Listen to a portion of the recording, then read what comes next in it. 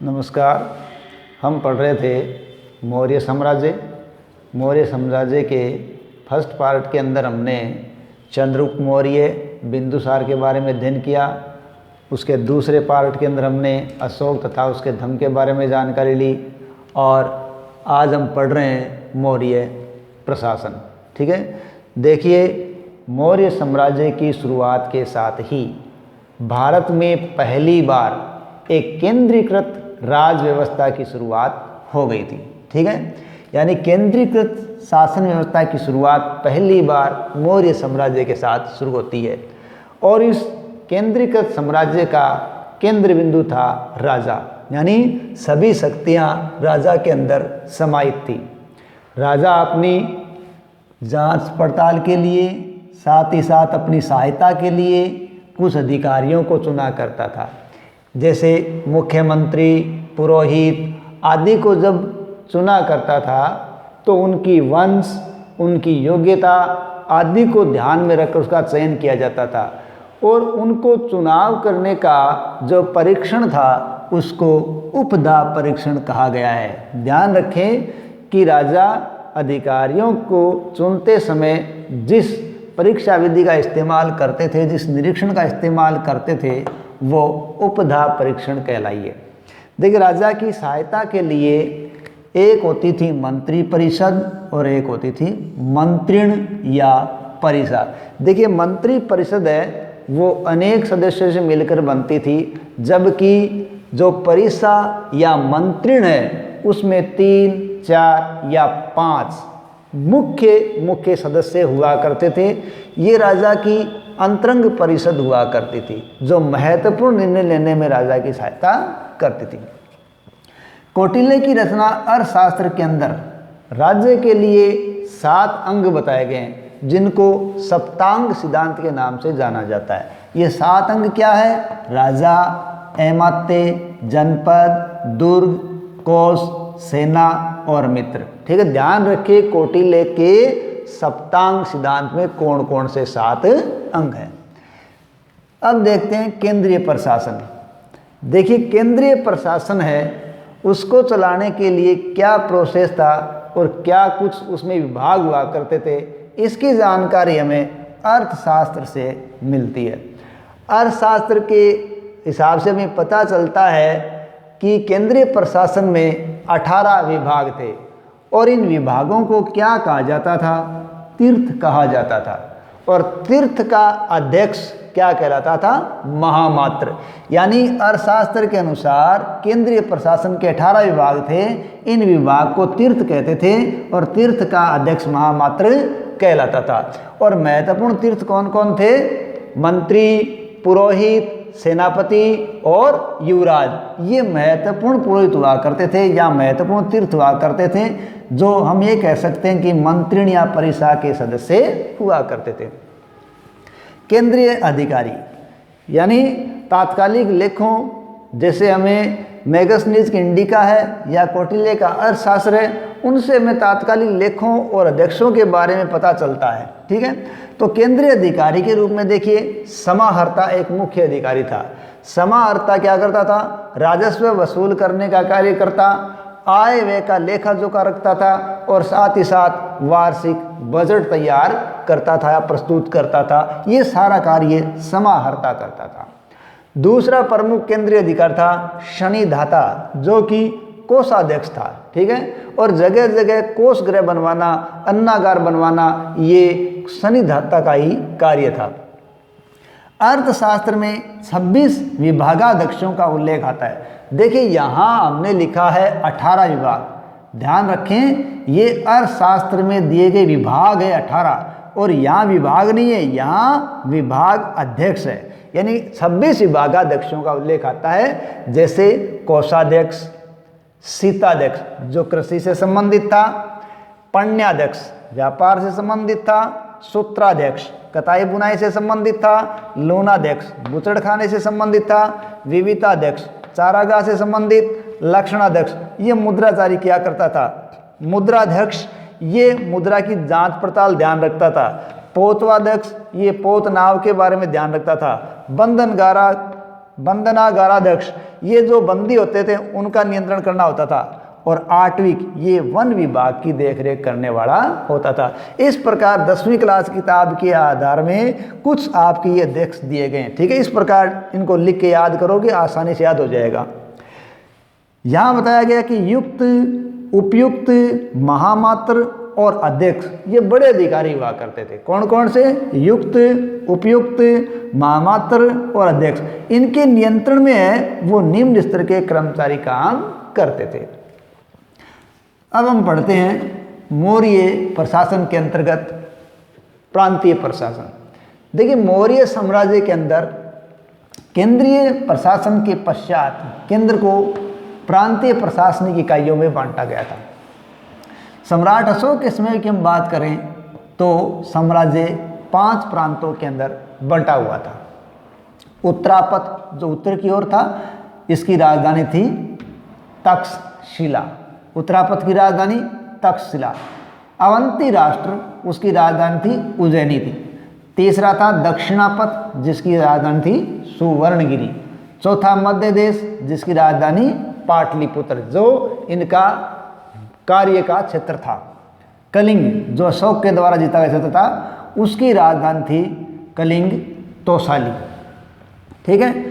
प्रांत है उनको बांटा गया था विषय में, और विषय का मुखिया था विषयपति। प्रांत किस में बंटे थे? विषय में। मुखिया था विषयपति। जिले का जो प्रशासनिक अधिकारी हुआ करता था वो स्थानिक कहलाता था। जिले के प्रशासनिक अधिकारी को स्थानिक कहते थे, और वो समाहर्ता के अधीन होता था। कहने का मतलब है इसको देखने वाला था समाहर्ता। 10 गांव को जो संभालता था वो अधिकारी गोप कहलाता, जो कहते हैं 10 गांव का मुखिया था, और प्रत्येक गांव का मुखिया ग्राम अधिकारी कहलाता था। तो सबसे छोटी इकाई क्या हो गई? गांव। देखिए, जो ग्राम अधिकारी है जो गांव पे था, गोप 10 गांव पे था, स्थानीय जो जिले पर अधिकारी था, इन सब को नियंत्रित करने वाला अधिकारी हुआ करता था प्रदेष्टि, ठीक है। इन सब को नियंत्रण करने वाला अधिकारी कौन था? प्रदेष्टि। अब हम बात करते हैं नगर के शासन की, ठीक है। ये प्रांतीय प्रशासन था। अब हम नगर शासन किस प्रकार चलता था उसके बारे में अध्ययन करते हैं। देखिए, इसके नगर शासन के बारे में भी जानकारी मिलती है मेगस्थनीज की पुस्तक इंडिका से।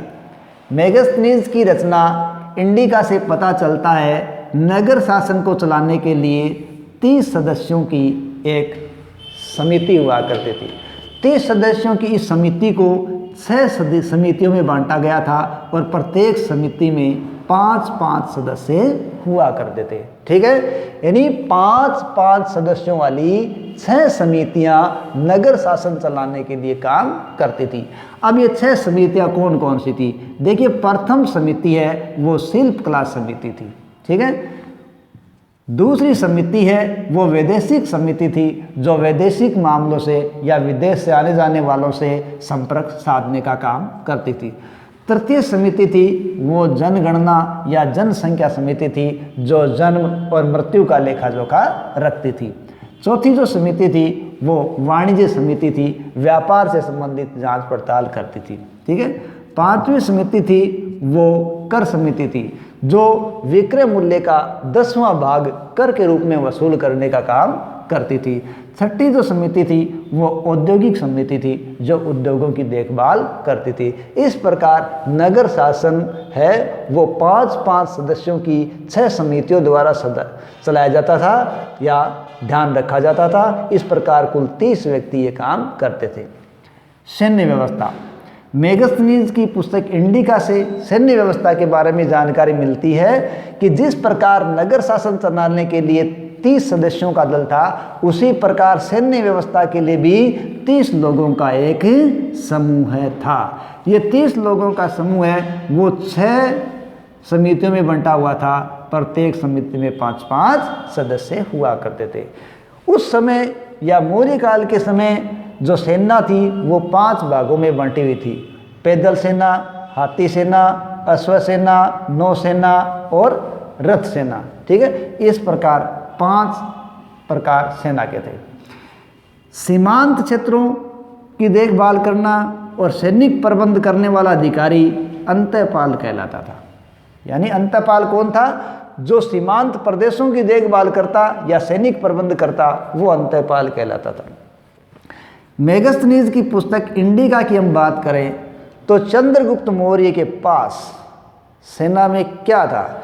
उसके पास 6 लाख पैदल सैनिक थे, 50,000 उसके पास अश्वारोही थे। 6 लाख पैदल, 50,000 अश्वारोही, 9,000 हाथी और 8,000 रथों से सुसज्जित सेना किसके पास थी? चंद्रगुप्त मौर्य के पास थी।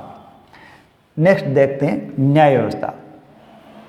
यानी मौर्य समाज के अंदर न्याय व्यवस्था किस प्रकार चलती थी? मौर्य प्रशासनिक व्यवस्था के अंदर न्याय का सर्वोच्च अधिकारी सम्राट खुद होता था। यानी न्याय का सर्वोच्च अधिकारी सम्राट स्वयं था। निचले स्तर पर ग्राम न्यायालय हुआ करता था और ग्राम न्यायालय उसमें ग्रामीणी और ग्राम वृद्ध मिलकर न्याय किया करते थे। कौन कौन करते थे? निचले स्तर के ग्राम न्यायालय के अंदर ग्रामीणी और ग्राम वृद्ध मिलकर न्याय करते थे। इसके बाद ऊपर के जो न्यायालय थे वो थे संग्रहण, द्रोणमुख, स्थानीय और जनपद स्तर के न्यायालय अलग अलग होते थे। ठीक है, देखिए सम्राट का सर्वोच्च न्यायालय था, निचले स्तर पे ग्राम न्यायालय था और मध्य में संग्रहण, द्रोणमुख, स्थानीय और जनपद स्तर के अन्य न्यायालय होते थे। तो सबसे ऊपर जो न्यायालय था वो केंद्रीय न्यायालय पाटलिपुत्र का था, जहां न्याय करने का काम किसके हिस्से में था? सम्राट के खुद के हिस्से में था। अगर हम ग्राम संघ और राजा के न्यायालय की बात छोड़ दें, क्योंकि राजा का न्यायालय सबसे ऊपर है और ग्राम न्यायालय सबसे नीचे है, तो हम ग्राम संघ और राजा के न्यायालय की बात छोड़ दें तो इसके अलावा जो न्यायालय संग्रहण, द्रोणमुख, स्थानीय और जनपद स्तर के थे वो न्यायालय 2 प्रकार के थे। कितने प्रकार के न्यायालय थे? 2 प्रकार के। धर्मस्थीय न्यायालय, ठीक है, और कंटक शोधन न्यायालय। धर्मस्थीय न्यायालय क्या था कि यहाँ धर्मशास्त्र पे निपुण 3 धर्मस्थ व्यक्ति, ठीक है, तो धर्मशास्त्र में निपुण हुआ करते थे वो 3 धर्मस्थ या उनको व्यवहारिक कह सकते थे। ठीक है, यानी धर्मस्थीय न्यायालय का मुखिया व्यवहारिक के नाम से जाना जाता था। तो 3 धर्मस्थ या व्यवहारिक और 3 अमात्य ये मिलकर धर्मस्थीय न्यायालय में फैसला किया करते थे। धर्मस्थीय न्यायालय एक प्रकार की दीवानी अदालत थी। इस अदालत के अंदर चोरी, डकैती, लूट आदि के मामले आया करते थे और चोरी, डकैती, लूट आदि के मामले क्या कहलाते थे? साहस कहलाते थे। इसके अलावा कुवचन यानी गलत बोलना, मानहानि और मारपीट के मामले भी धर्मस्थीय न्यायालय में लाए जाते थे। लेकिन कुवचन, मानहानि, मारपीट आदि के मामले वाक पारुष्य या दंड पारुष्य के नाम से जाने जाते थे।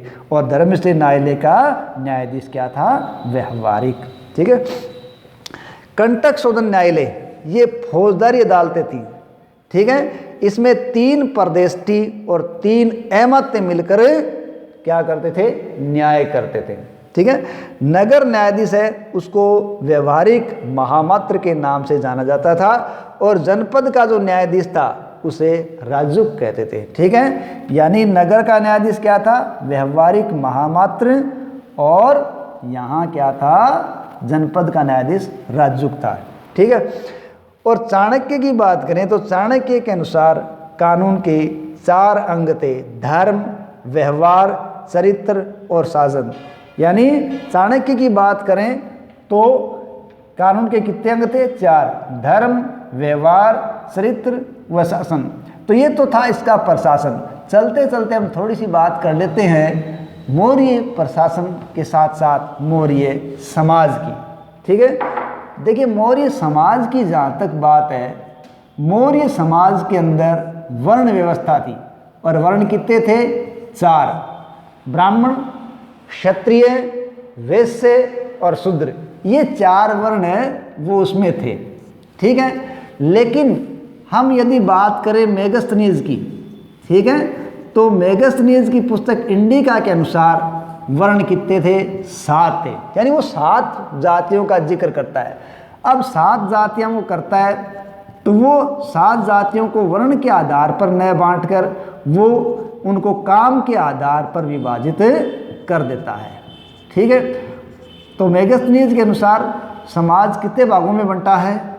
वो 7 जातियों के अंदर बंटा हुआ है। इसका कारण था कि मेगास्थनीज है वो एक विदेशी था और भारतीय बंटवारे को या वर्ण व्यवस्था को वो नहीं समझ सका और इसलिए वो इस जाति व्यवस्था को 7 भागों में बांटने का काम करता है।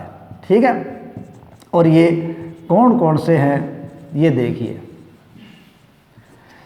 दार्शनिक, किसान, पशुपालक व शिकारी, सैनिक, निरीक्षक, सभासद व शासक, कारीगर या शिल्पी या कारीगर व शिल्पी, ये 7 जातियां वो काम के आधार पर विभाजित कर देता है। ठीक है, और स्त्रियों की जहाँ तक बात करें, देखिए स्त्रियों की जो दशा थी वो ठीक नहीं थी, लेकिन स्मृति काल की बात करें तो स्मृति काल की तुलना में मौर्य काल में स्त्रियों की दशा ठीक थी।